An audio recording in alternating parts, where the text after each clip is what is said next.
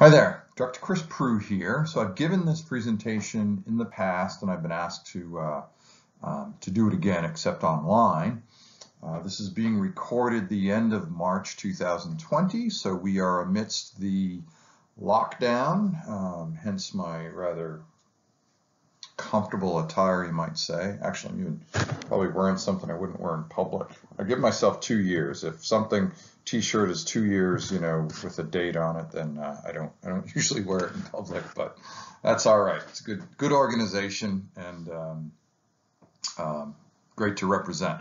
So this is specifically about chiropractic. We're going to get into a little bit of sort of the background and including definitions and a little bit about myself and that sort of stuff. So I will save that part to the end and really kind of go over the crux of what a chiropractor focuses on, what the education is, some of the techniques, maybe some of the differences, where we fit in, and this is kind of geared in the sports medicine sense, so where we fit in with that paradigm, and so let's move forward.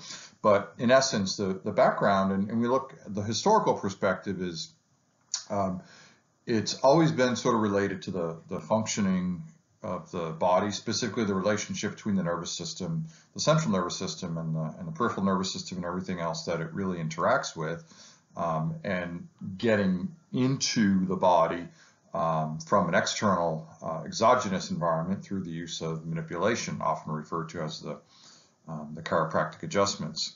Now, I put a line in here and you can see that chiropractors believe that the health can be improved or preserved by making adjustments to these structures, particularly to the spinal columns. That's actually a quote from one of our governing bodies, and I've expressed my concern, is a nice way to put it with that. And the reason is it's not a belief. There's a lot of literature out there that provides a lot of background on the implementation, utilization, indications in utilizing manipulation therapy, not only just from a specific orientation, working with one joint structure, but its overall influence on some of the other systems. In most states, many states, if not all, well, it's not completely true, but when we look at the use of drugs or surgical procedures, it hasn't been part of the chiropractic profession, although moving forward, there are some opportunities where we're going to see a little bit more overlap. And in areas of underserved communities, such as New Mexico, they have been given prescription rights for certain class of drugs. And that's kind of a plus and a minus. Some people look at it. The minus is if you're embedded in this, philosophical approach and being against medications. I don't think that's consistent with the entire profession. It's just not a utilization, so it's a choice of, let's try something that doesn't require the use of medications, to maybe cooperating with other healthcare practitioners that actually utilize it. The downside of not having prescription rights is if you feel as though you have a patient that could benefit from being taken off of a certain prescription, you can't do that unless you have the capability of doing so. So there is some movement in the profession, not just chiropractic, but in other areas, to where we're seeing some crossovers to improve the scope of practice and utilization of certain types of medication. So let's look at the history of manipulation, which is really kind of where this stems from, and it goes back way back. Manual therapy, or I should say mechanical therapy, things that move the body, the articulations, other parts of the body, dates back like 4,000 years ago. We kind of credit manual therapy, where we're using our hands, back to Hippocrates' day, so somewhere around 355 to 460 BC, where we did use spinal traction from a mechanical standpoint, but now using a manual to actually use our hands. And so one of the highly recorded ones is using your hands to reduce a shoulder dislocation. But also spinal manipulation was one of the other areas where a lot of work had been done in manual therapy. Moving, several hundred years further, it had been around, but it really wasn't taught. And even at this point in time, we look at Friar Moulton in 1656, to where it still wasn't really taught because it wasn't a profession. it was more so handed down from one generation to the next, and it was referred to as bone setting. So it wasn't chiropractic, it wasn't osteopathy, it wasn't anything, just referred to as bone setting. And that cavitation, which you hear a crack, oh, there we go. So if you hear a crack, that's a cavitation. And that was, they didn't have imaging studies and the science that we have today. So that thought was that cavitation was actually putting that bone back in place. And then in the 1800s, we saw the professions actually started to be born. So as organizations were becoming more specific, detailed, and frankly organized, we saw the growth of the profession, really three of these professions, which is physical therapy, osteopathy, and chiropractic that we know of as today.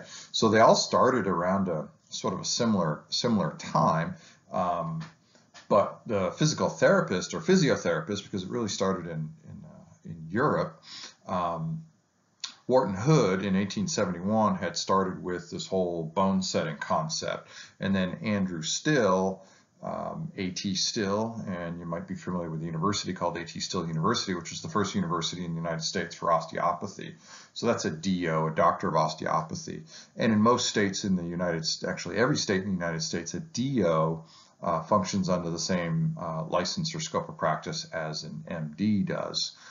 So very similar rights. They go to the same residency programs, or they can, I should say, not necessarily.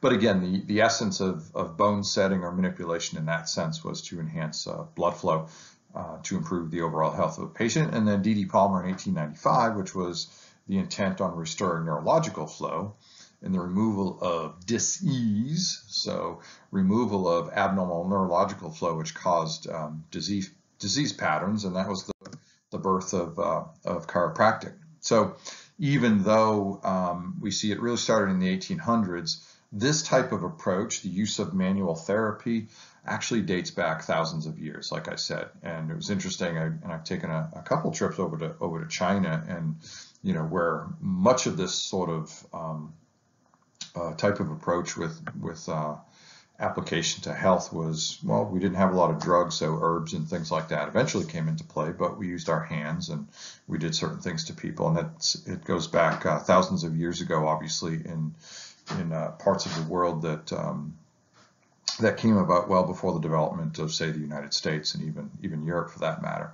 But in the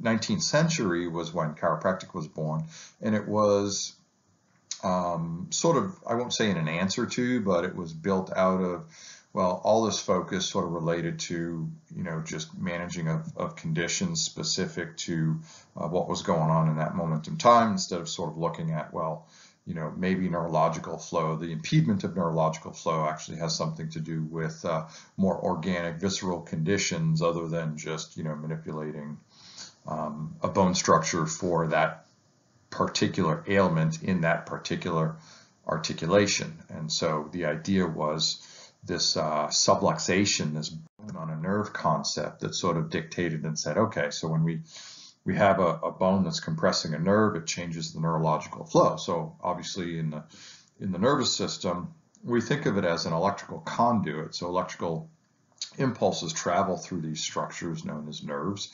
They synapse and they connect through these nerve cells.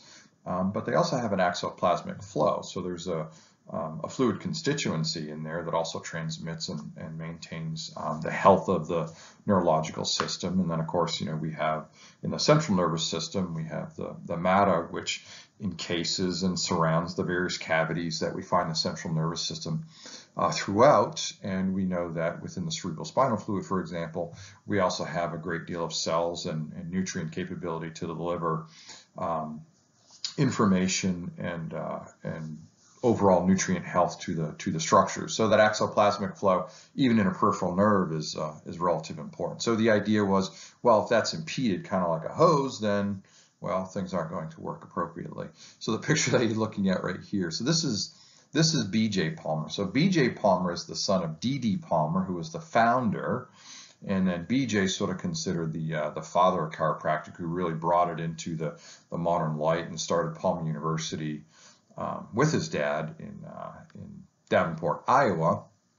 and really kind of took it to the next level, organized it as a profession, created the education programs, and so on and so forth. He was considered by some also quite the entertainer. Not that he was doing things just for the sake of entertainment, but he was very elaborate in his technique and in his showing of things that they were doing. So what he's doing here is he's palpating the cervical spine, finding his contact point, and providing a thrust into that spine, which is then designed to release that compression of the nerve root by the bones that are on that. Well, what we know today is that's not necessarily the case, to where we have to have compression of a bone on a nerve. In fact, it's extremely unlikely. There could be soft tissue encroachment. There could be just abnormal dysfunction to a structure that may not work appropriately that's causing some of this problem. So who owns spinal manipulation? Well, no one does, because that's not specific to a profession. It's a technique. It's kind of like saying, well, who owns driving a nail? Well, it could be a carpenter. Carpenters probably do that most of all, but sometimes, if a plumber or an electrician has to move some structures, they have hammers and they have nails and things like that. So really, it's how do we use it within the different professions may dictate, some of the terminology. But as you can see here, there's multiple terms, and so there are different techniques within each one of those. So that's why it's interesting when you look at the literature and you see the literature, specifically designating that whatever treatment approach was utilized in the condition as a chiropractic manipulation or an adjustment really sort of implies who was doing it. But at the end of the day, it's really about arthrokinematics, or how a joint moves. So the different practitioners don't necessarily provide the thrusts or the techniques differently, and there may be a little bit of variance there, but essentially it's all based on the arthrokinematics, or how a joint actually moves. So there may also be some differences with regards to indications. Now, the literature is much better today than it was 125 years ago, but we do see some slight variances in the indications, because some people associate, just a general health to spinal manipulation therapy, and some associate it specifically to, that local area that's being influenced. So we may see some different indications across the board: acute, subacute pain, lumbar cervical disc herniations, hypomobilities. And so, but you will still see in the literature that there's a plausibility for many different reasons to utilize this, because especially when we look at spinal manipulation, the structures that are involved in that process are pretty extensive. So obviously the central nervous system, peripheral nervous system, localized, with spinal manipulation, it does synapse up in the cortex. So it does have influence not only in the area that you might be manipulating, but also within the brain itself. And then of course anything that's being fed from that loop, such as when I do a cervical manipulation, is going to influence the brachial plexus, and obviously that's going to be anything that's going to go down into the arm. So arguably there's a great deal of potential influence, and why we see a plausibility in so many different things. Because of that, there's also multiple benefits. Some of them are pretty well identified and proven, and then again, there are still some out there that still might have some really good plausibility, but there's nothing emphatic when it comes to research. And so I'm sure you talk about that in some of your courses. And classically, we use the double-blind studies on jumping out of an airplane with and without a parachute. So we don't have emphatics for the most part. So it changes, what's going on, and we may see an increase in range of motion. We see a decrease in the presentation of the neurological flow. We can see a suppression in the autonomic nervous system, specifically sympathetic. We see changes in endorphins and enkephalins, possibly dimorphins, because of spinal manipulation, its influence into the central nervous system. So specifically in chiropractic, it was interesting because the AMA, or the medical profession, organized first, and so they had their scope of practice. And so when chiropractic, even though it was recognized in most states, there were still a lot of people that, were they kind of get into trouble for practicing what would be considered medicine because they were putting their hands on people, trying to change their health status, and that was, kind of within the scope of practice of some other practitioners. That's obviously since changed, and there's a lot of overlap in many different scopes of practice. And then we've seen it grow, and there are various levels of chiropractic. I was in one country, and they were explaining to me that it was important to talk about my overall background, which I kind of omitted at the beginning. Maybe I'll talk about that at the end. Because in that country, chiropractic was a weekend course versus, I'll show you the curriculum. It took me a lot longer to accomplish that, and hopefully it was worth it. But so we do see some differences in education as well as practice throughout the world. It's somewhat organized more so in some countries other than the United States, and certainly others is going to be less. Some of them it's included within their healthcare system. Some of them it is not. Some of them they're moving towards that, and yet we'll still have to see what's going on. As a result of being embedded in the healthcare system, obviously it's also been part of some of the studies looking at the effects of cost, with regards to, whether or not it's actually, cost effective and any better than others. And we won't really get into that a whole lot, but in essence, anything that is less invasive, doesn't require surgical procedures, hospitalizations, obviously is going to have a lower cost associated with it. But the question always is it lower in the long run? Many of us in certain conditions will say then that's an absolute.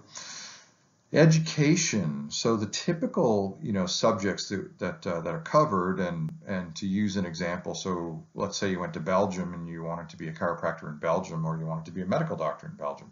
You all start together because there's a lot of overlap with, as you can see, anatomy, biochemistry, microbiology, physiology, pathology, public health. Now there's some slight differentiations, between those.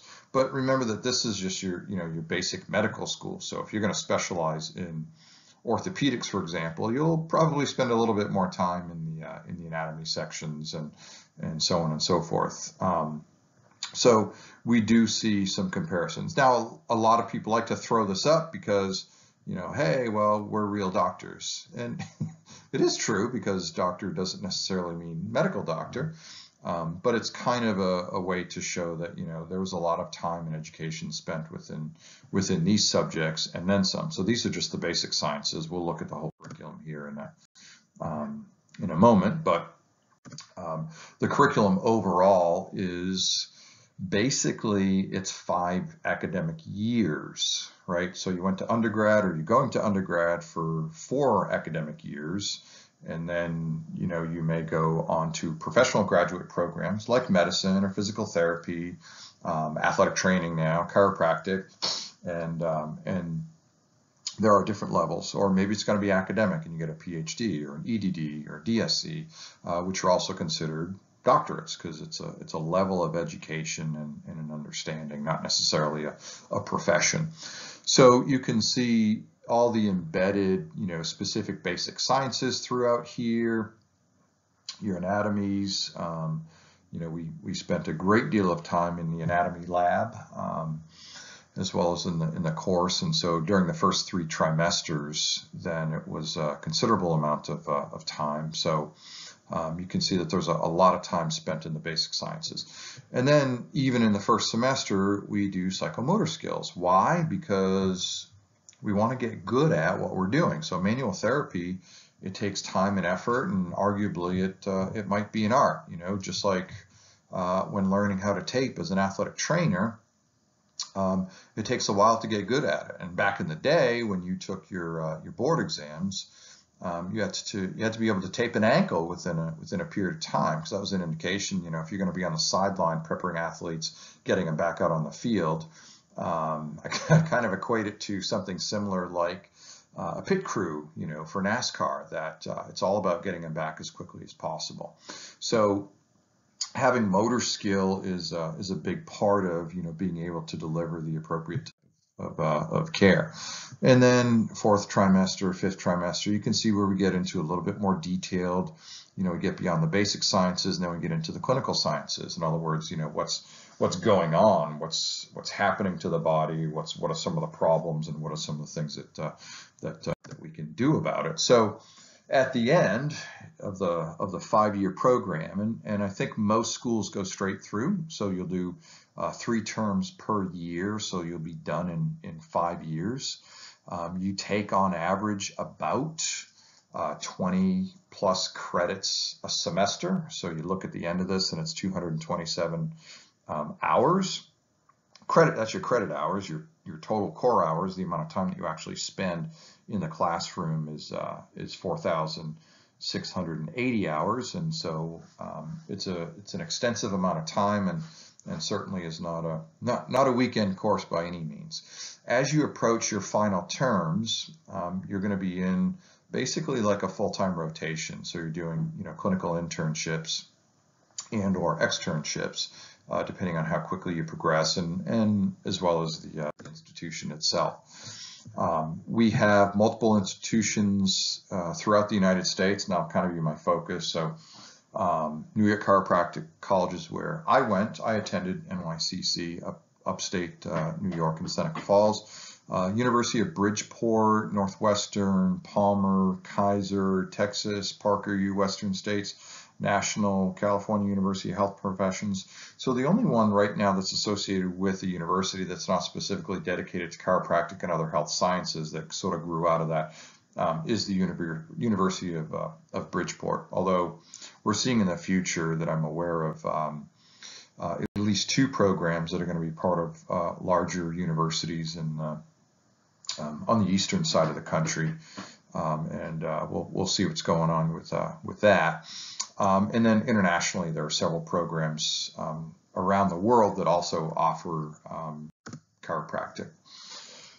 Then we have advanced training. So like you can do a residency in orthopedics or emergency medicine, and even some of the other professions, athletic training, you can do some fellowship programs. We also have that in chiropractic. They're basically 3-year programs that have a much greater in-depth investigation of orthopedics, neurology, sports medicine, advanced imaging. And then there's education, there's experiential, there's testing procedures that are associated with that. In most, I believe, if not all states, and it varies from state to state, just like other professions, we have to take continuing education. So here I'm licensed in the state of Massachusetts, or excuse me, in the state of New Hampshire and the state of Maine. I have to conduct 20 hours, every 2 years here in the state of New Hampshire, and it's all approved, so it has to be very, very specific to the state board. Now there are some overlaps, so some things I do for athletic training and even maybe strength conditioning. I'm within the National Strength Conditioning Association certification that there might be some overlap, but then there are some very specific to chiropractic. Some other licensures that a lot of people may have. So if you look at the practitioners, they usually have a DC after their name. So if you looked at mine, it was a DC along with some others, including ATC. So I'm also a certified athletic trainer and certified strength and conditioning specialist. A lot of these schools also have acupuncture, master's degrees in oriental medicine, master's degrees in rehabilitation, and so on and so forth. And so there's other avenues to get some of this advanced training. So also within the education, we have to take 4 parts to the national board exams. And so the consistency across the board as far as technique goes when it comes to the manual therapy is something called diversified, which is very similar to the manipulative therapy that an osteopath is going to use, or a physical therapist. And so we use very similar terminology and kinematics with regards to how we're applying that specific. We also have what's called a physiotherapy board, which is physical agents, therapeutic exercise, which is in addition to, some states require it, some states do not, some states don't recognize it as a necessity with regards to their state board. And then most every state also has a state board exam. Typically it's jurisprudence, because the part 4 of the national board exams is a practical, And so most of the states, will accept that as their practical, and it makes it simple. It makes it less expensive. It makes it easier to get, your state board licensures. Now you can move from one state to the other, and sometimes you can have transferability, or you may have to take, again, a test, and typical is going to be related to the jurisprudence or the state law, state scope of practice. So here's New Hampshire. The science of chiropractic deals with the analysis of any interference with the normal nerve transmission and expression, the procedure preparatory to and complementary to the correction thereof by an adjustment of the articulations of the vertebral column and its immediate articulations with the restoration and maintenance of health. It includes the normal regime and rehabilitation of the patient, using the procedures which are currently taught in accredited chiropractic colleges at the time of matriculation, without the use of drugs, surgery, or colonic irrigation. The term analysis is construed to include physical examination, the use of X-ray, and other analytical instruments generally used in the practice of chiropractic. Within that, because different states have some different scopes of practice, so for example, in the state of California, if it still is so, they can do rectal, prostate, and gynecological examinations. In the state of Illinois, they can perform venipuncture. So actually, I worked as a grad assistant in the lab teaching venipuncture, because I did some of that when I did my master's before I went on to chiropractic. We do urinalysis and full phlebotomy and blood analysis techniques, full physical examination, which is why in the state of Illinois, for example, you can choose a chiropractor as your primary care practitioner. Like I said, in New Mexico, there may be some opportunities for pharmaceutical prescriptions. In Oregon, we have a school there. You can also do some basic casting and suturing procedures. So it's a little bit different from one state to the next, so there's a little bit different opportunity depending on where you go. In general, there is a governing body that has an accreditation process, so the education is very similar from one program to the next. There may be some slight variances based on the, call it the personality of that particular institution. So, according to, this is an alumni survey with my previous institution. So we look at, some of the average ranges of people that, have been in practice for more than 7 years. 93% the people that, acquired gainful employment, 92% within, the first 6 months of graduation. Average salaries, within the first 7 years, ranging between $100,000 and $149,000. We look at the average DC salaries, across the United States, and there's a range of 129 to 209. So very similar to some of the salaries that we might see in primary care practitioners. The reason for the differences is some states actually provide different reimbursement schemes than others. This is a future chiropractor. That's my son Logan. You can say hello. Say hello. All right. And so there's different opportunities depending on some of the procedures that you'll provide. And yes. And so that's why we see this also in primary care, physical therapy, really any profession.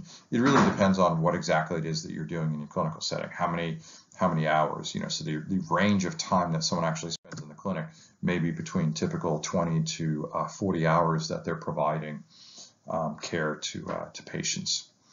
And then so I was kind of asked, where does this fit into the healthcare model? And it's a portal of entry, so we do have direct access to patients, so it's also considered an allied health as well as a specialty, which is why co-pays tend to be higher for chiropractors, because it's considered a specialty under the classification of insurance reimbursement, similar to a surgeon, for example.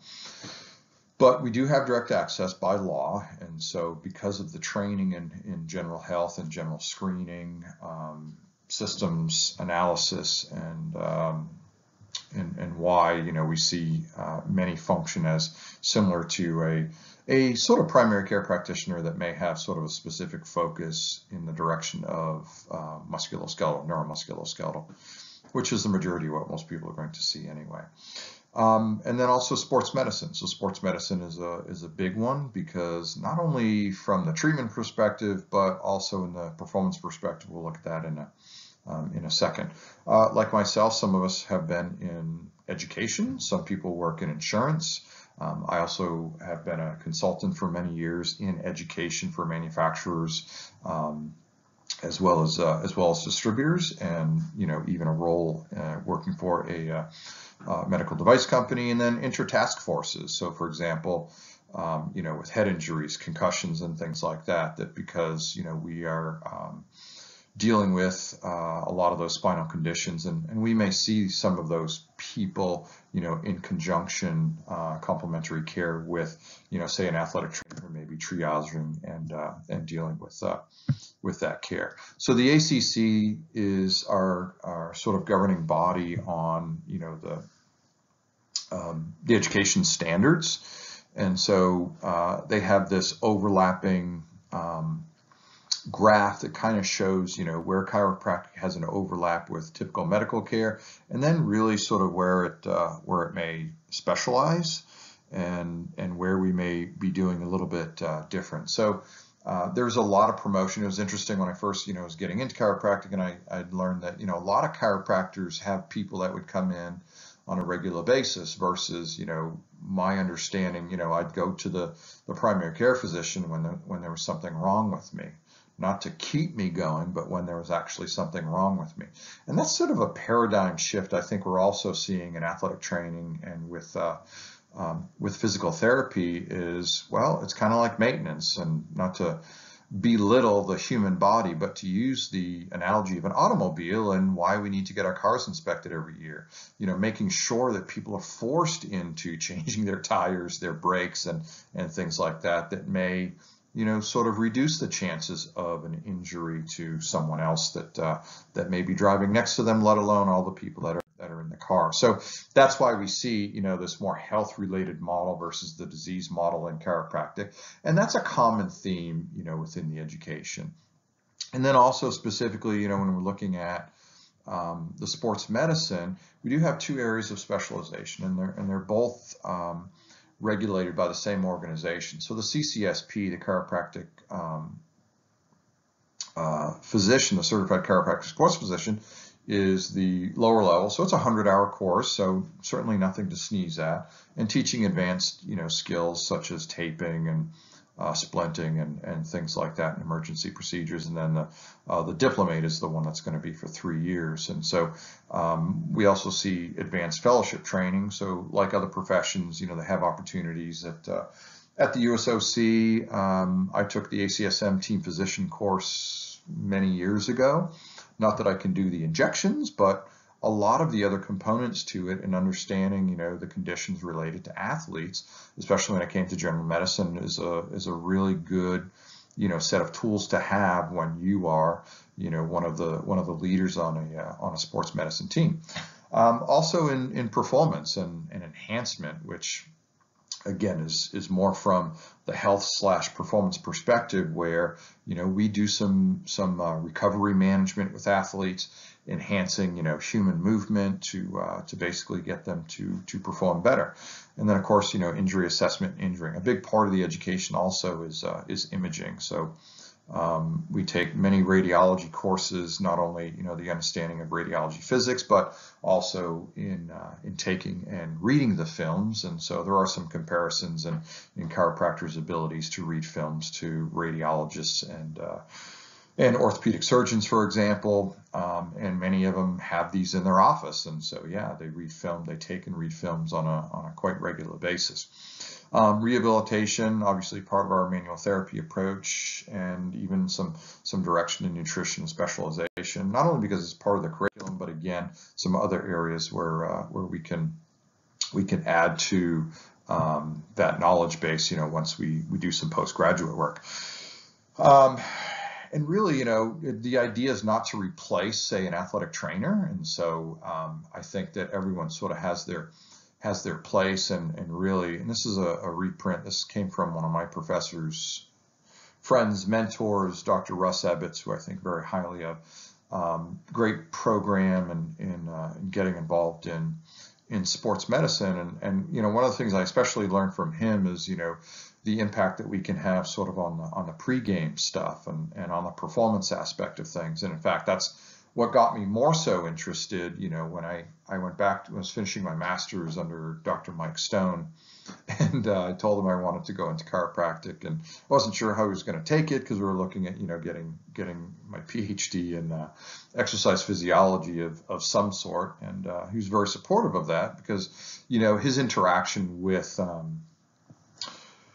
athletes, and in particular Olympic athletes, he said, we always have a chiropractor on board because we use them for performance. We've got other people. We've got the athletic trainer that triages, but the benefit, the immediate result of manipulation therapy can be a very, very powerful tool. So it kind of fits in this triage. And don't get me wrong, some people are well versed in the emergency medicine. It's not unusual for some of these chiropractors to also go back to school and become athletic trainers, or maybe they did that vice versa, or become EMTs and get that enhanced training because they are, a more integral part of some of these programs.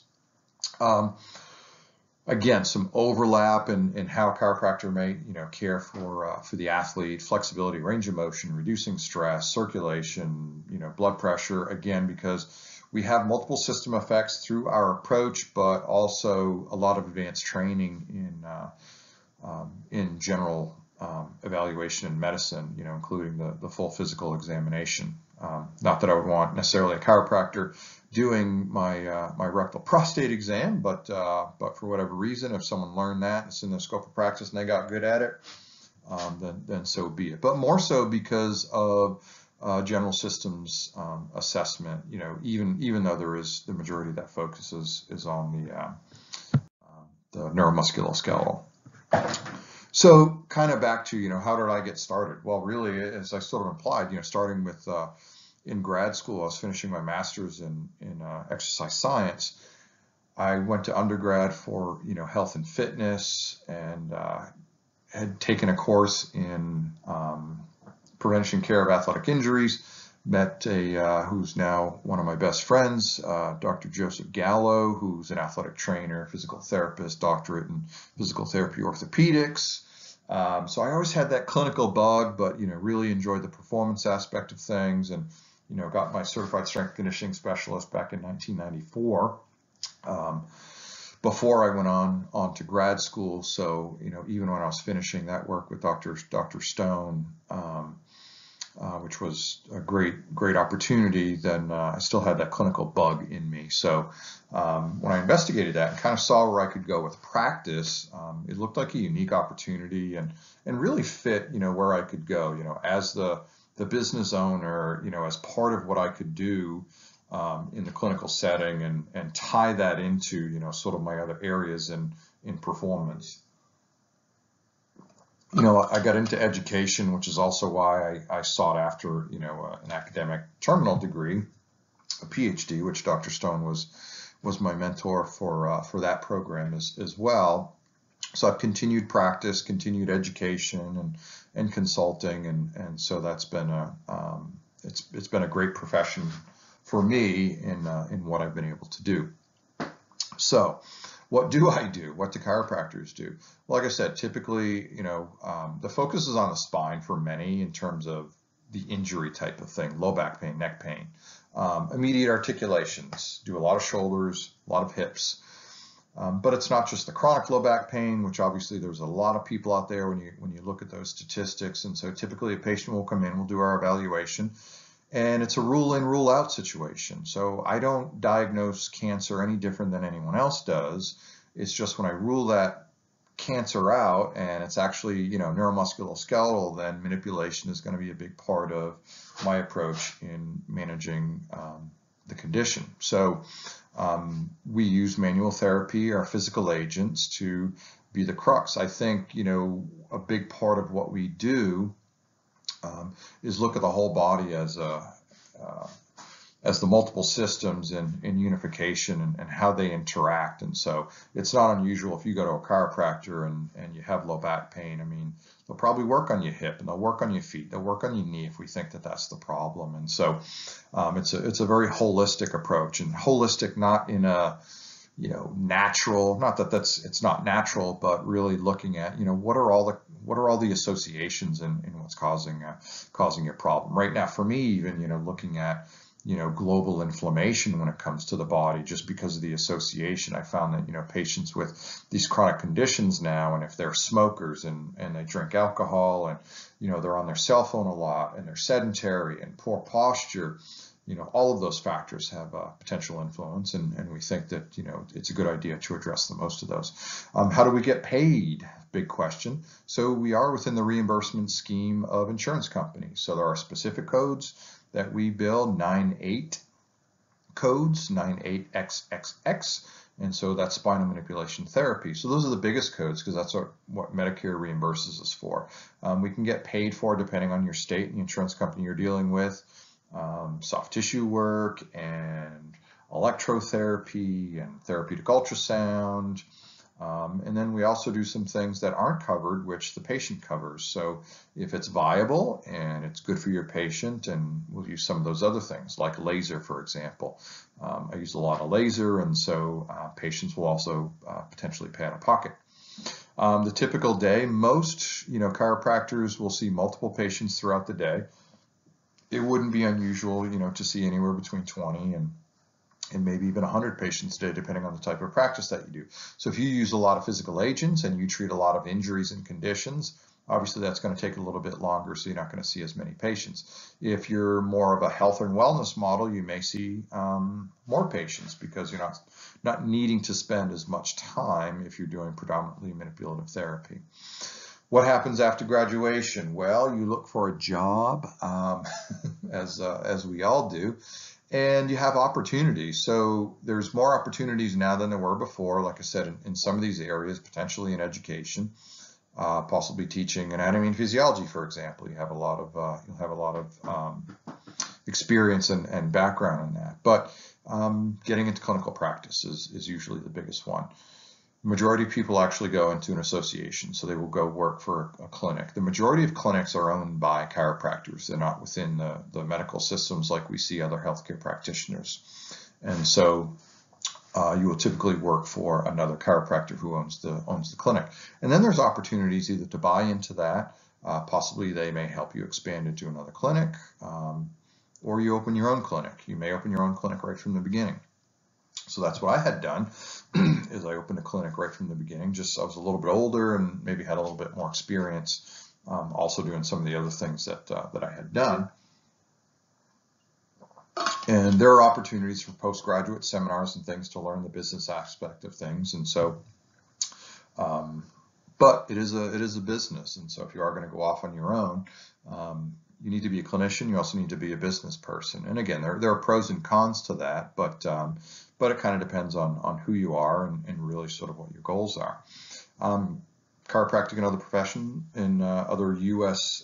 areas, and it's throughout the world. So I've met chiropractors in most every other country that I've been in, all throughout Latin America, throughout Europe, throughout Asia. And so there are chiropractors from China to Japan. There's a chiropractic university or chiropractic program within a university in Malaysia, in England, in Belgium, Latin American countries. We see many chiropractors. There's a couple programs for working abroad. There are programs also in education, and so we do see it. Again, it's like even in the United States, it may be different from state to state a little bit, and then it's also different from one country to the next. So I hope this was useful. And my email is there, chrisproudc@gmail.com, CHRISPROULXDC@gmail.com. That's my website, Effective Motion Strategies, all one word.com. And so I've got some clinical stuff up there, and it's not just chiropractic, but it's about human movement. Because at the end of the day, that's exactly what we're trying to do, is we're trying to enhance human motion.